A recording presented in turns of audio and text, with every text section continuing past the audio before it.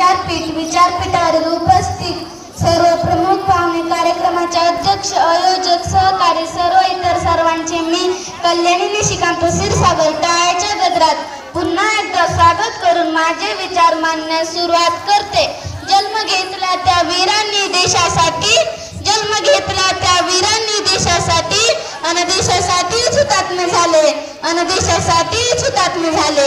नमन त्या शूरवीरांना, नमन त्या शूरवीरांना ज्यांनी भारत मातेला इंग्रजांच्या गुलामगिरीतून मुक्त केले, ज्यांनी भारत मातेला इंग्रजांच्या गुलामगिरीतून मुक्त केले.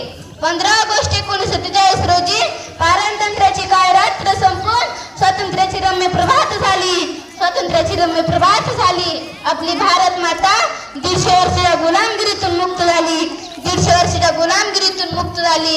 पण हे स्वातंत्र्य आपल्याला सहजासहजी मिळाले नाही, पण हे स्वातंत्र्य आपल्याला सहजासहजी मिळाले नाही.